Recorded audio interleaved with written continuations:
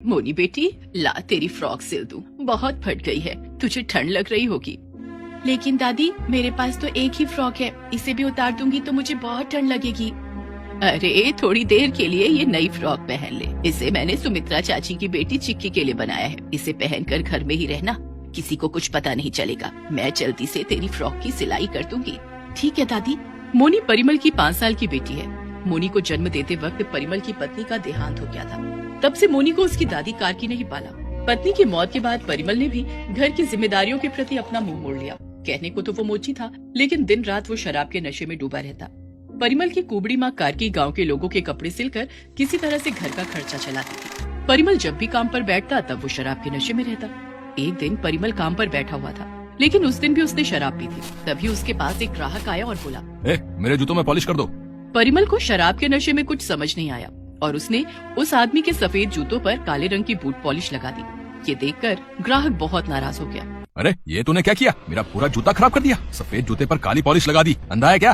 परिमल अपनी लड़खड़ाती हुई आवाज में बोला, अरे साहब, जूते को क्या पता लगेगा कि मैंने किस रंग की पॉलिश लगाई है।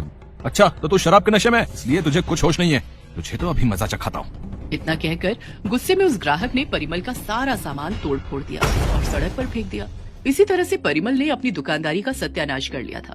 काम तो उसे बहुत अच्छा आता था, लेकिन हर वक्त नशे में होने के कारण वो किसी काम के लायक नहीं बचा था। इसलिए परिमल की माँ कारकी को ही दर्जी का काम करके घर का खर्च चलाना पड़ता था। परिमल की बेटी मोनी घर के सारे काम करती और बेचारी बूढ़ी कारकी सारे दिन लोगों के कपड़े सिलती। लेकिन इस काम से उनका गुजारा मुश्किल से ही हो पाता था। खाने को 2 वक्त की रोटी मिल जाए तो वही बहुत था। ठंड के मौसम में पहनने के लिए गर्म कपड़े उनकी नसीब में कहा, लेकिन परिमल को इन बातों की फिक्र नहीं थी। एक दिन परिमल घर आया और अपनी माँ से बोला, कोबड़े चल पैसे निकाल। बेशरम, तुझे शर्म नहीं आती मुझसे पैसे मांगते हुए? खुद कमाने की बजाय अपनी बूढ़ी माँ से पैसे मांगता है।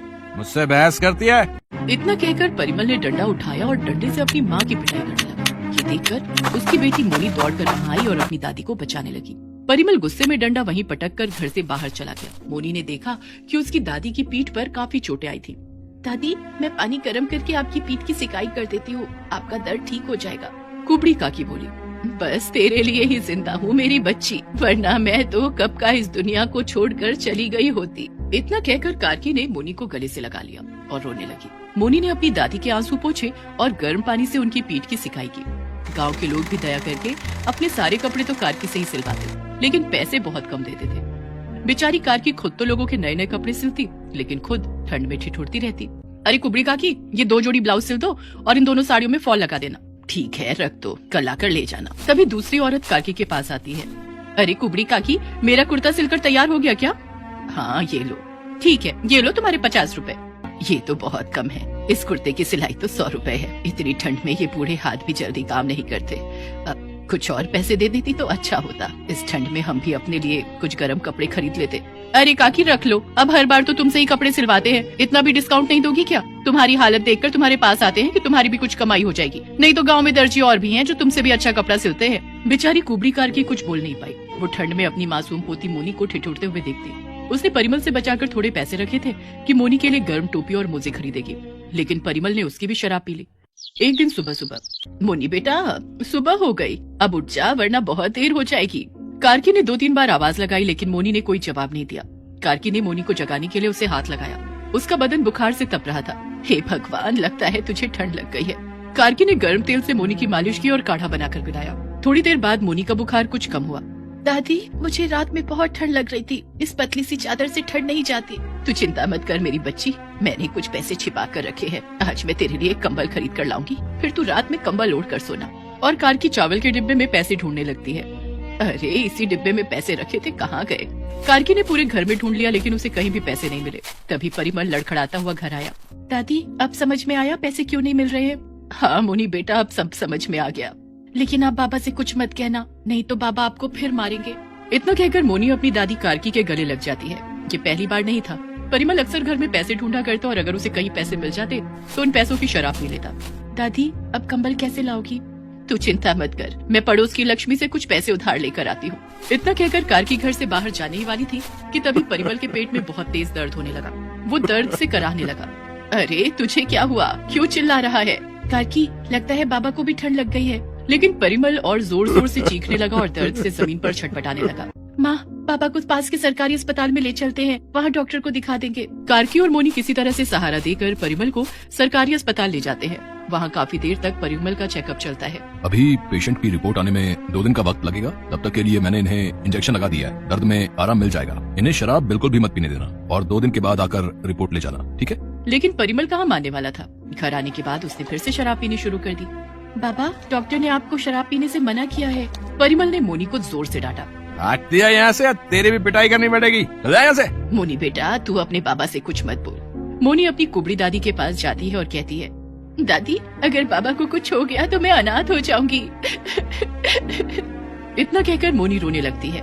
मोनी बेटा, मैं हूँ ना तेरी दादी, मैं तुझे कभी छोड़कर कहीं नहीं जाऊंगी। डॉक्टर के मना करने के बाद भी परिमल ने शराब पीना जारी रखा और उसकी हालत बिगड़ती चली गई। परिमल के पेट में फिर तेज दर्द होने लगा और वो दर्द से छटपटाने लगा। 2 दिन के बाद कार्की और मोनी किसी तरह से परिमल को लेकर उसकी रिपोर्ट लेने डॉक्टर के पास जाते हैं। अब ज्यादा शराब पीने की वजह से इनकी दोनों किडनियां फेल हो चुकी हैं। इन्हें फौरन अस्पताल में भर्ती करना होगा और इनकी एक किडनी चेंज करनी होगी। आप जल्द से जल्द एक किडनी का इंतजाम कीजिए, वरना इनकी जान कभी भी जा सकती है। डॉक्टर के मुंह से ये सब सुनकर परिमल के होश उड़ गए। परिमल की आंखों से आंसुओं की धारा बह निकली। उसने सिर्फ अपनी माँ कार्की और बेटी मोनी के सामने अपने हाथ जोड़े, लेकिन कुछ कह नहीं पाया। डॉक्टर ने परिमल को अस्पताल में भर्ती कर लिया। दादी, बाबा के लिए किडनी हम कहाँ से लाएंगे? मोनी बेटा, हमारे पास इतने पैसे तो नहीं है कि हम एक किडनी खरीद सके। तो क्या मेरे बाबा मर जाएंगे? नहीं मोनी बेटा, तेरे बाबा नहीं मरेंगे। मैं अपनी एक किडनी परिमल को दे दूंगी। अब मुझ बुढ़िया को ज्यादा दिन थोड़े ही जीना है। मरने से पहले अपने बेटे की जान तो बचा ही सकती हूँ। लेकिन दादी, मैं तो आपको बहुत प्यार करती हूँ। आपको पता है ना, मैं आपके बिना नहीं जी सकती। मेरी बच्ची, मुझे कुछ नहीं होगा, तू बस भगवान पर भरोसा रख। कार्की डॉक्टर से कहती है, डॉक्टर साहब, मेरे पास इतने पैसे नहीं है कि मैं एक किडनी खरीद सकूं। आप मेरे बेटे को मेरी एक किडनी लगा दीजिए। ठीक है। कुबड़ी कार्की ने अपने बेटे परिमल को अपनी एक किडनी दे दी। डॉक्टर ने ऑपरेशन करके कुबड़ी कार्की की एक किडनी निकालकर परिमल को लगा दी। ऑपरेशन के कुछ घंटों के बाद परिमल को होश आ गया था। उधर परिमल की माँ कुबड़ी कार्की को भी होश आ गया था। दोनों को कुछ दिनों तक अस्पताल में ही रहना पड़ा।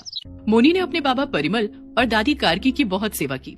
कुछ दिनों के बाद अब आप दोनों घर जा सकते हैं। समय समय पर दवाइयाँ लेते रहना। परिमल, कार्की और मोनी तीनों घर आ जाते हैं। परिमल अपनी माँ कार्की के गले लग जाता है और फूट फूट कर रोने लगता है। माँ, मुझे माफ कर दो माँ, मैंने तुम्हें और मोनी को बहुत दुख दिया है, लेकिन फिर भी तुमने मेरी जान बचाई।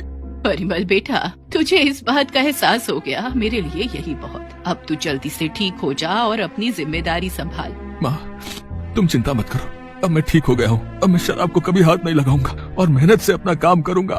कुछ दिनों के बाद परिमल और कार्की दोनों पूरी तरह से ठीक हो जाते हैं और परिमल ने पहले की तरह मन लगाकर मोची का काम करना शुरू कर दिया।